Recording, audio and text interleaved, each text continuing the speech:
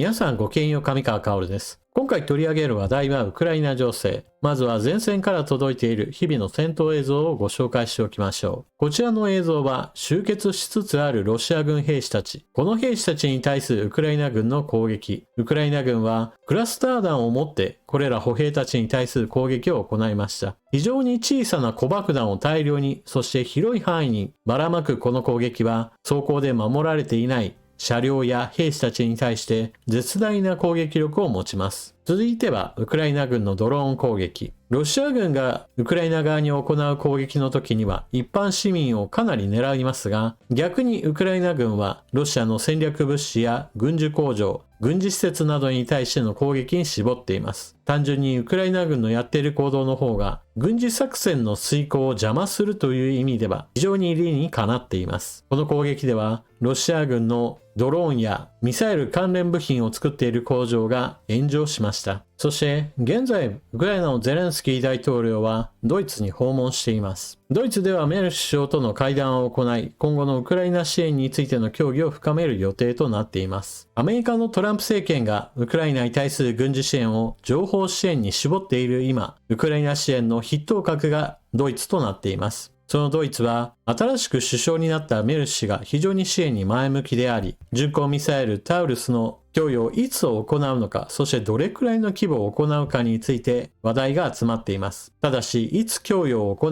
のか、そしてどれくらいの量を送るのかについては、現在のところ非公開だろうと言われています。ロシア側に対して何ら情報を与えないというのが非公開の理由だとされています。なぜ非公開にしておいた方がいいかというと、いつ供与するかを公表すると、それによってロシア軍が非難することが容易だからです。こちらの地図は巡航ミサイルタウルスの射程範囲内にあるロシア軍の空軍基地。この中で前線に近いところにおいては、これまでもウクライナ軍のドローンを中心とした攻撃が行われてきました。しかし、ドローンは速度が遅く、攻撃が来たなと分かれば、戦闘機などは上空に退避することも可能です。しかし、巡航ミサイルタウルスの場合だと、ウクライナ軍の使う大型ドローンよりもずっと高速ですから、それらドローンをおとりとして使いつつ、本命の攻撃に混ぜ込むことによって、空軍基地に対する攻撃をうまく行える可能性が高まります。そのようにして手札を見せないというのも一つの戦略なのです。また、ゼレンスキー大統領のドイツ訪問に合わせて、軍需産業ラインメタル社が砲弾製造工場の様子を公開しています。こちらもトランプ政権の軍事支援が止まっているような状況の中ですから、単一国家として砲弾支援する国としては、ドイツが筆頭格に躍り出ることとなります。ドイツラインメタル社の砲弾製造の歩み。ロシア軍が本格的な侵攻を行った当初、2022年段階において、ラインメタル社の砲弾製造数は約7万発程度でした。しかし、ウクライナに対する砲弾支援、そしてドイツ、ヨーロッパ諸国全体に対する砲弾製造販売を進めるために、ラインメタル社は製造ラインの拡充に努めてきました。2022年が7万発なのに対して、2023年は約45万発、2024年は70万発、そして2025年は約100万発の製造を目指して既存工場の製造ライン増設と新しい工場の建設も進めています。一方、ウクライナに対する軍事支援を行わず、さらにロシアに対しても追加制裁を行っていないトランプ大統領。ウクライナの停戦協議が完全に行き詰まり、そしてプーチン大統領のウクライナ首都キーウを狙った攻撃が連続していることに関して苛立っている言動が目立っています。トランプ氏、プーチン氏は火遊び、ロシアのウクライナ攻撃激化に苛立ち、トランプ大統領はウクライナに対する長距離ミサイル、ドローン攻撃を激化させているロシアのプーチン大統領を火遊びをしていると批判した。自身の SNS に投稿し、自らが仲介を目指すロシアとウクライナの和平協議が前進しないことへの苛立ちをあらわにした。トランプ氏は投稿で、プーチン氏はもし私がアメリカ大統領でなかったら、ロシアにとって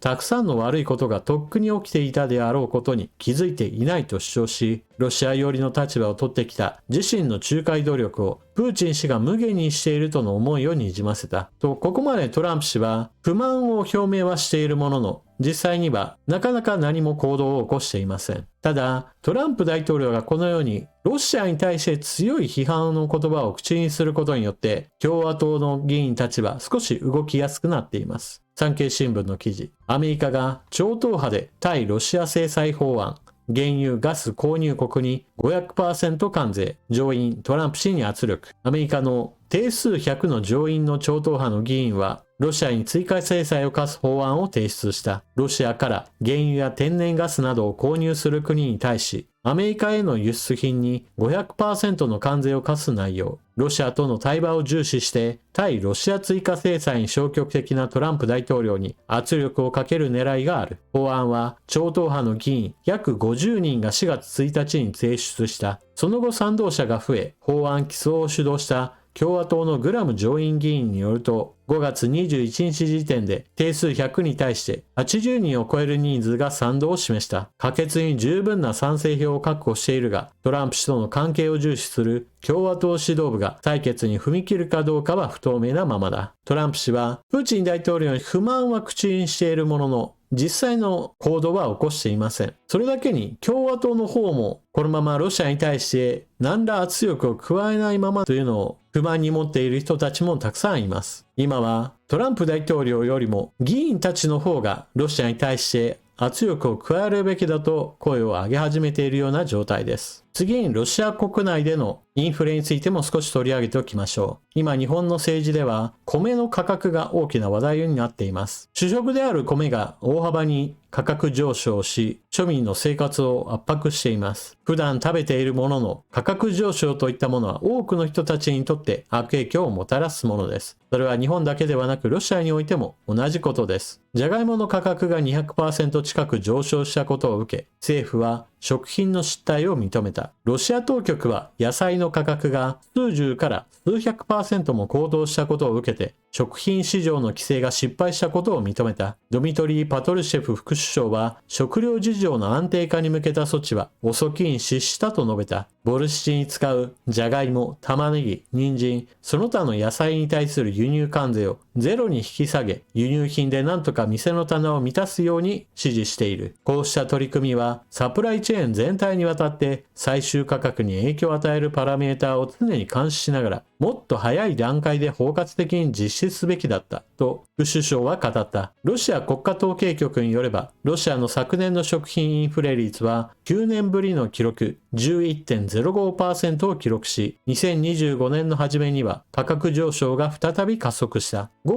月末までにじゃがいもの価格は前年比 173% 上昇し、入手可能な公式統計の過去23年間で最高値となった。バターの価格の年間上昇率は 34%、キャベツは 28%、玉ねぎは 41%、リンゴは 20%、魚は 25%、牛乳と乳製品は 18%、パンは 15% 値上がりしました。なお、ロシアでの食品インフレ率が11.05% となっていますが、日本における食品価格のインフレ率はおおよそ 8% です。日本の 8% でも十分石破政権に対する批判が高まっていることからもわかるように、より深刻な値段上昇をしているロシアの方が、庶民の経済的な圧迫は強まっています。最後に今回はドイツ絡めの話題として一つご紹介しておきましょう。現在ドイツの元首相メルケル氏が日本にやってきてこんな話をしていました。共同通信の記事より、日本の防衛費不十分、来日のメルケル元ドイツ首相。ドイツのメルケル元首相が東京都内で開かれたトークイベントに出席した。日本が防衛費引き上げにこれまで慎重だったとして、歴史的背景は理解できるが、21世紀において十分ではないと述べた。ロシアのウクライナ侵攻などで世界の安全保障環境が大きく変わった現状を踏まえるべきだとの見方を示した。トランプ政権がヨーロッパの NATO 加盟国の防衛費負担が少なすぎると問題視していることについては、アメリカだけに多くの負担がかかる状況になってはいけないと語った。GDP に占める防衛費の割合を引き上げるドイツ政府の方針に関しても早急に対応すべきだとの考えを示した。メルケル氏はウクライナへの軍事支援を続け、ウクライナの主権を維持することが重要だとも強調。一方で、ロシアとの対話など外交的努力も続けるべきだかと指摘した。トランプ政権などを念頭に多国間主義が揺らいでいることに危機感を示し、人類の問題は多国間主義によってしか解決できないと訴えた。このように日本の防衛費がちょっと少なすぎるんじゃないかという話をしているメルケル氏なわけですが、今のドイツ軍がボロボロな状態になっている原因となったのはメルケル氏自身です。彼女の長い間の統治期間において、ドイツ連邦軍はNATO の作戦に参加する部隊についてだけは予算を確保するものの、その他のドイツ連邦軍に関しては、陸だろうと空だろうともう全ての部隊に対して予算が全く足りておらず、リスト上には兵器の名前があっても、実際には全く稼働できないものも多数存在するハリボテになってしまいました。また、ドイツの官僚組織の悪いところとして、とにかく書類をいっぱい出すみたいな形になってしまい、兵器の改良や開発に今は非常に大きな支障が出ていると言われています。日本では長い間メルケル首相を非常に高く評価する声があったわけですが、実際には悪い見本としての動きが目立った人物だという再評価をすべきでしょう。現在のドイツは脱原発を進め、極端に自然エネルギー依存を行ったことにより、電気代はやたら高いですし、移民・難民の受け入れすぎによる治安問題や国内での文化的な圧力などは今後非常に長い期間にわたってドイツに悪影響をもたらすでしょう。さて、ここからはドイツがウクライナに供与するであろう巡航ミサイルタウルスについての補足解説を行っておきます。ウクライナに対してはこれまで様々な国が兵器を供与してきました。その中には非常に有効だというものも数々ありました。例えばアメリカからはハイマースやエイタクムスミサイル、イギリス・フランスからは巡航ミサイルなどが送られています。しかし、これらの兵器についての評価を行うときに非常に重要な考え方があります。兵器それ単体が有効であることと、戦局全体を大きく変えるかどうかはまた別の話です。というのも、ウクライナの戦線は南北にわたって1000キロ超あり、そのような非常に長大広大な戦域に対して大きな影響をもたらすには、個別の兵器だけでは何ともしようがない面があります。ここにはどうしても兵器単体の質と数の問題といったものがあるのです。そしてもう一つ今の状況を考えるときに必要な要素があります。それはアメリカからウクライナに供与された長射程兵器としてはエイタクムスミサイルがあります。しかし、ウクライナの報道機関キーウポストによると、アメリカからウクライナに供与されたエイタクムスミサイルは、すでに使い切った可能性が高いという話が出ています。これまでエイタクムスミサイルによる攻撃は、クリミア半島やもしくはウクライナ東部南部などにおけるロシア軍の集結地や基地に対する攻撃ですでに使用されており、ここからさらにエイタクムスミサイルによる大規模な攻撃を行うことはできないだろうと考えられています。ですから、今後ドイツから巡航ミサイルタウルスが供与されるのは